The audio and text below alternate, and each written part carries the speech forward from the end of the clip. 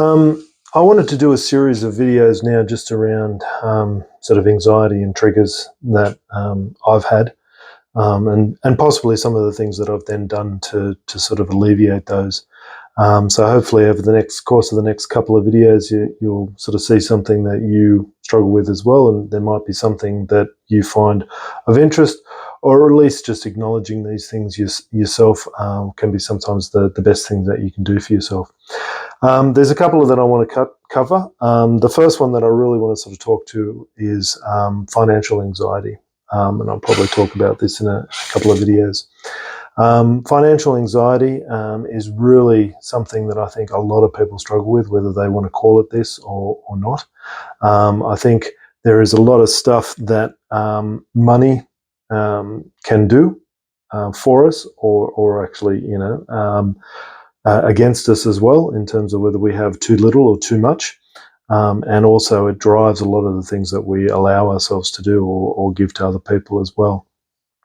So financial anxiety can lead to a lot of other things that are going on. I think financial anxiety is probably one of those things that really leads to that catastrophizing that I talked about a while ago. A lot of our worth is built up in a job, and then if we sort of take the scenario where we sort of say, okay, we might lose our job at that point in time, or our source of income is maybe it's not a job, but a source of income in some shape or form, then we start going downhill from that sort of thought process as well. We start talking about, the wife mightn't respect us, or the partner mightn't respect us at that point in time, husband, whatever it happens to be.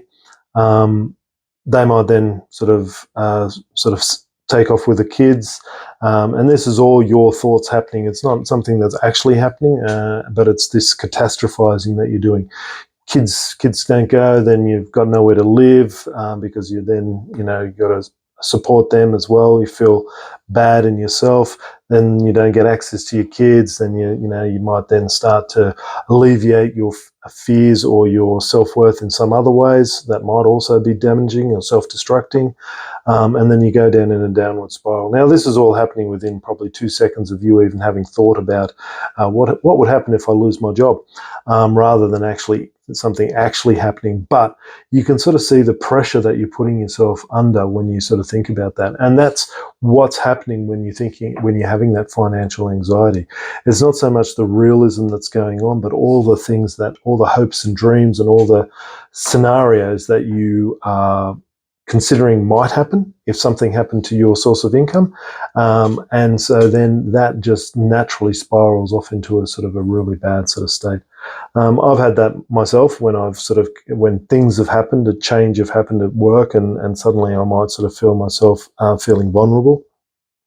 I'm going through that at the moment. And what then might happen if suddenly I lose my ability to work, or I get made redundant, or I lose my job, or something else happens. And what are all those things? Lose my house, lose this, lose the respect of people. All of those sort of things start to prop up in your mind. And suddenly that ability then to hang on to what you have becomes really, really sort of very important, and can sometimes be damaging in a way as well, because you can sometimes not see what's going on in front of you because you're just so fearful of what you might lose. And so that financial anxiety can then sort of pressurize you into making possibly bad decisions, which might lead to other bad outcomes, or even just sort of staying somewhere where you shouldn't need to be, or you don't need to be, or that's not good for you at that point in time. So financial anxiety can lead to a lot of potentially bad decisions, can lead to a lot of sort of holding on to something that you might actually would be better for you to let go, because it's causing other anxieties or stresses or things like that. And so financial anxiety, that holding on just in terms of the monetary thing, can really lead to some damaging things that you do to yourself, and also to how you interact with people around you.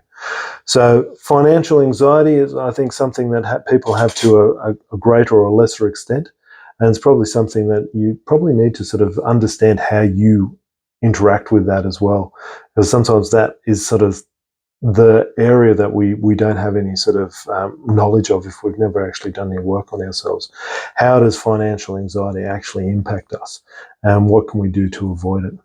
Anyway, I'll talk about financial anxiety in the next video as well, just give a little bit more in terms of where it might go. I hope you find this of interest, and hopefully you'll tune into the next one to see what more I can share with you.